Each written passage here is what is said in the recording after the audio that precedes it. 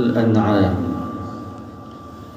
حتى إذا أخذت الأرض زخرفها وزينت وظن أهلها أنهم قادرون عليها أتاها أمرنا ليلا أو نهارا فجعلناها حصيدا كأن لم تغن بالأمس.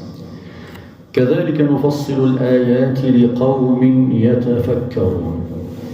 وبعدها مباشرة بعد أن رأى العباد حقارة هذه الحياة الدنيا قال الله عز وجل: والله يدعو إلى دار السلام ويهدي من يشاء إلى صراط مستقيم للذين أحسنوا الحسنى وزيادة ولا يرهق وجوههم قتر ولا ذلة أولئك أصحاب الجنة هم فيها خالدون. والله يدعو إلى دار السلام، الجنة دار السلام، لأن كل من دخلها سلم من البلايا والرزايا. دار السلام لأن جميع حالاتها مقرونة بالسلام. ادخلوها بسلام آمنين. تقابلهم الملائكة والملائكة يدخلون عليهم من كل باب: سلام عليكم بما صبرتم فنعم عقبى الدار. السلام هو الله، والجنة داره فهي دار السلام سبحانه. يقول يحيى بن معاذ: يا ابن آدم دعاك الله إلى دار السلام فانظر من أين تجيبه. انظر من أين ستجيب دعوة الله تبارك وتعالى إلى الجنة، فإن أجبته من دنياك دخلتها، وإن أجبته من قبرك منعتها. قال صلى الله عليه وسلم: قال الله عز وجل: أعددت لعبادي الصالحين ما لا عين رأت ولا أذن سمعت ولا خطر على قلب بشر. ثم قال: اقرأوا إن شئتم فلا تعلم نفس ما أخفي لهم من قرة أعين جزاء بما كانوا يعملون. في دار السلام تنظر إلى وجه الرب السلام سبحانه. يقول صلى الله عليه وسلم: إذا دخل أهل الجنة الجنة نادى مناد: يا أهل الجنة إن لكم عند الله موعدا يريد أن ينجزكموه. فيقولون: ما هو؟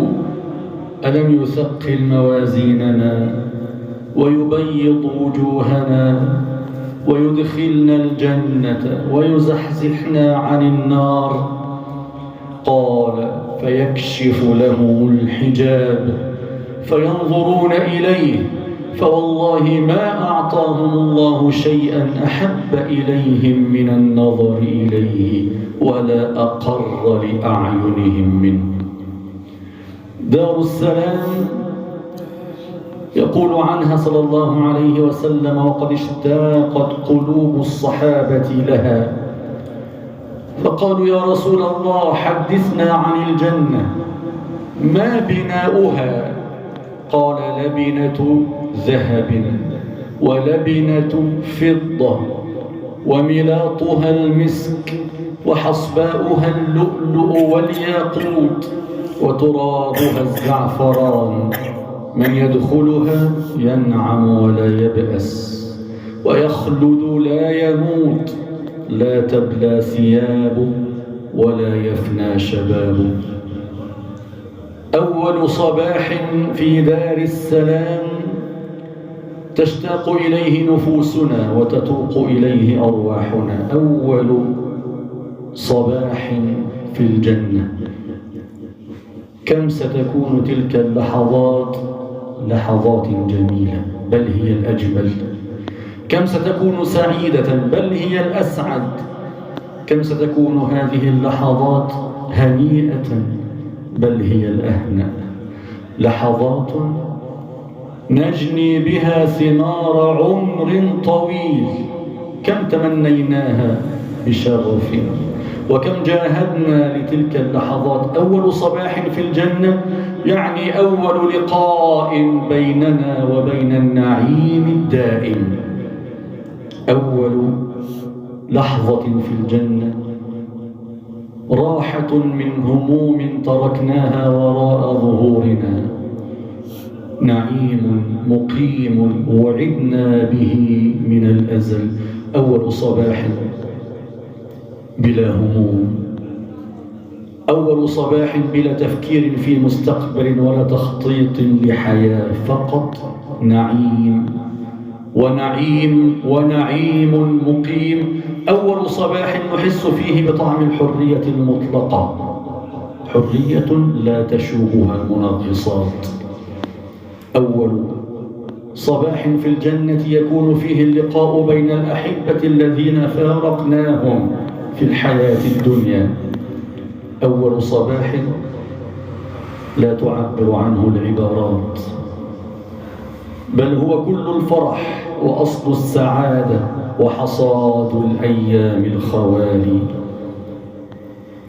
يلتقي الأبناء والآباء والزوجات في الجنة، هذا من فضله سبحانه وقد وعد به، قال سبحانه: والذين آمنوا واتبعتهم ذريتهم بإيمان ألحقنا بهم ذريتهم وما ألتناهم من عملهم من شيء كل امرئ بما كسب رهين. يجمع الله بين هذه الأسرة التي عاشت على طاعة الله، يجمع بين الأب والأم والأبناء والبنات الذين تربوا على كتاب الله وعلى سنة رسول الله، أولئك لهم عقبى الدار، جنات عدن يدخلونها ومن صلح من آبائهم وأزواجهم وذرياتهم. يقول الله: ادخلوا الجنة أنتم وأزواجكم تحبرون. دعت لهم الملائكة: ربنا وأدخلهم جنات عدن التي وعدتهم ومن صلح من آبائهم وأزواجهم وذرياتهم إنك أنت العزيز الحكيم.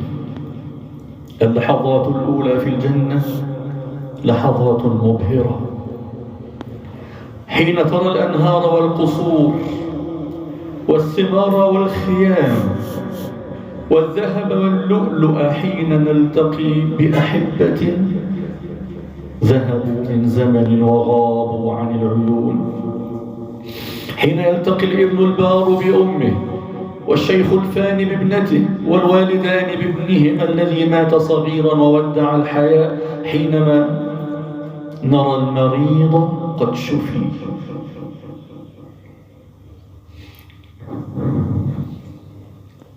والمهموم قد سعد،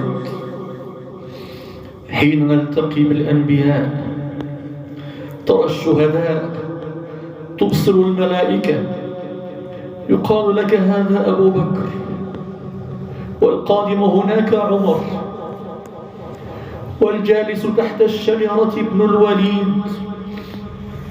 نسمع صوتا عذبا فيهلل الجميع: هذا نبي الله داود. يتبعه صوت يقال: هذا بلال يؤذن. وسنرى النبي عليه الصلاة والسلام، حين نرى أصحاب الأخدود وأهل الكهف وأصحاب السفينة، حينما يجلس يروي لنا أبو هريرة ويفسر لنا ابن عباس ويقرأ علينا ابن مسعود، حينما نرى الله كرؤية البدر ليس بيننا وبينه حجاب. أول لحظة وأول صباح قد انتهى العمل والتكليف، فرغ الناس من الحساب، اختفت الهالات السوداء، غادرنا عالم النفاق والشرور، اختفى الشيب ووهن العظم وضيق الصدر.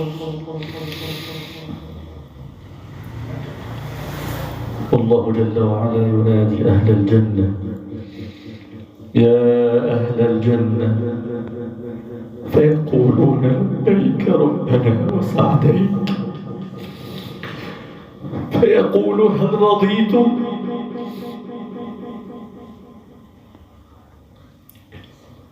يقولون: وما لنا لا نرضى وقد أعطيتنا ما لم تعطي أحدا من خلقك. فيقول: أنا أعطيكم أفضل من ذلك. قالوا: يا رب، وأي شيء أفضل من ذلك؟ فيقول: أحل عليكم رضواني فلا أسخط عليكم بعده أبدا. فحي على جنات عدن فإنها منازلك الأولى وفيها المخيم، ولكننا سبي العدو، فهل ترى نعود إلى أوطاننا ونسلم. وحي على روضاتها وخيامها، وحي على عيش بها ليس يسأم، وحي على يوم المزيد وموعد المحبين، طوبى للذي هو منهم. وحي على واد بها هو أفيح، وتربته من أذفر المسك أعظم، ومن حولها كثبان مسك، مقاعد لمن دونهم هذا الفخار المعظم، يرون به الرحمن جل جلاله كرؤية بدر التم لا يتوهم. والله يدعو إلى دار السلام ويهدي من يشاء إلى صراط مستقيم.